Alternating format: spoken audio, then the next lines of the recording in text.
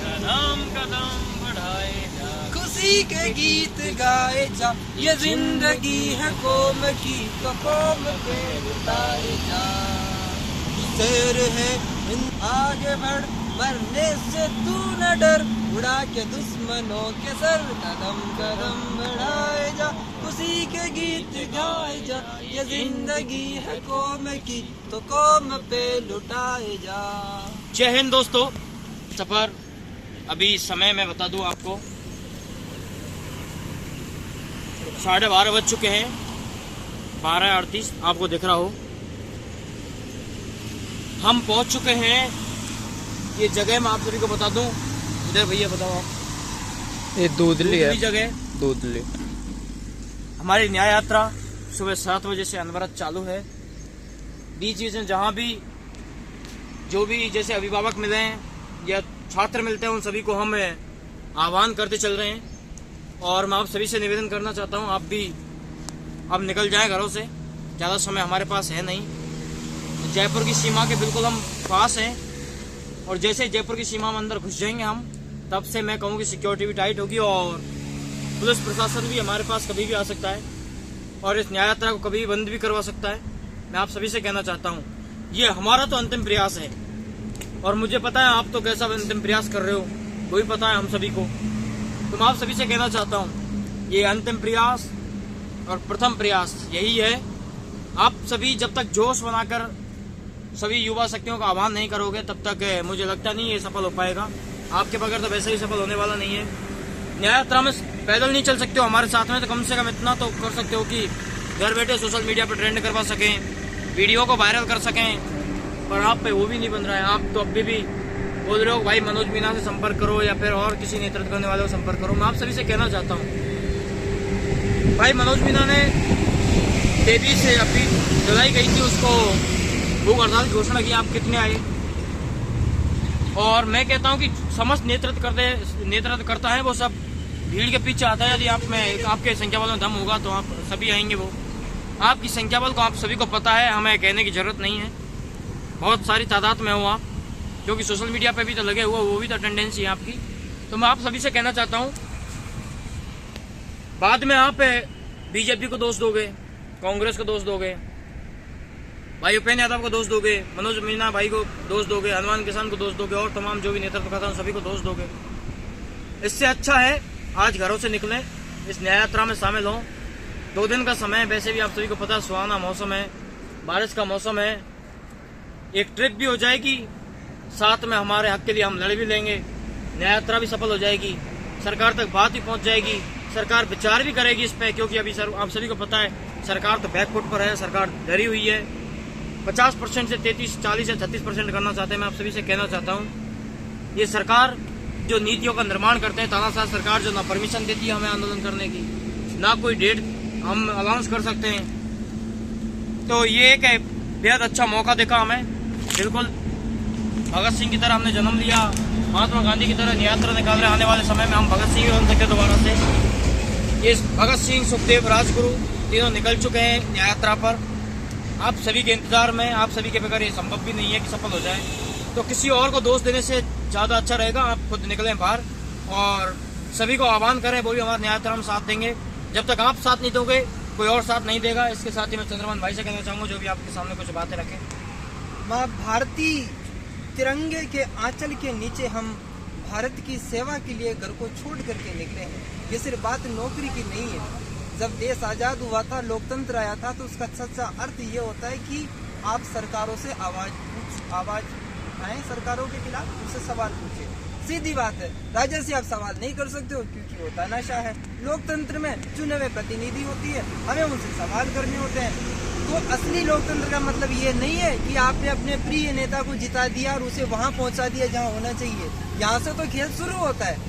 वास्तव में लोकतंत्र का सच्चा मतलब ये होता है कि उनकी हर रणनीति पे, हर फैसले पर, हर विधान पर, हर विधेयक पर आप सवाल उठा सको, उससे पूछ सको कि इसके फायदे क्या, नुकसान क्या और इसके परिणाम क्या होंगे। आप वही काम नहीं कर रहे हो। एक शेर अर्ज करना चाहूंगा मैं कि किसी गजरे की खुशबू को महकता छोड़ आया हूँ। कि किसी के गजरे की खुशबू को महकता छोड़ आया हूँ, मेरी नन्ही सी चिड़िया को चहकता छोड़ आया हूँ, मुझे छाती से अपनी लगा ए भारत माँ, मैं अपनी माँ की बाहों को तरसता छोड़ आया हूँ।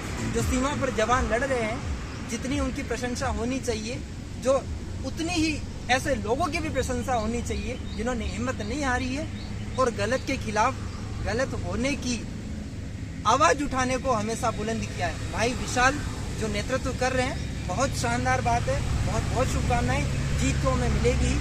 आपने समर्थन की हमें आवश्यकता है। भाई सत्तू हमारे साथ है कैमरामैन, और हम लगातार चल रहे हैं सुबह से ही न्याय यात्रा के अंदर, दूसरा दिन आपको पता ही है।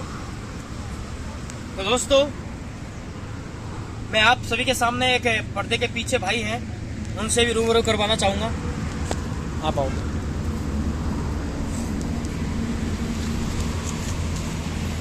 भाई दोस्तों, मैं आप लोगों से कहना चाहता हूं कि आज 2 अगस्त हो गई है दिन, हमको चलते हुए सुबह कल के चले गए यहाँ से दौसा तिराहे से, गांधी तिराहे से।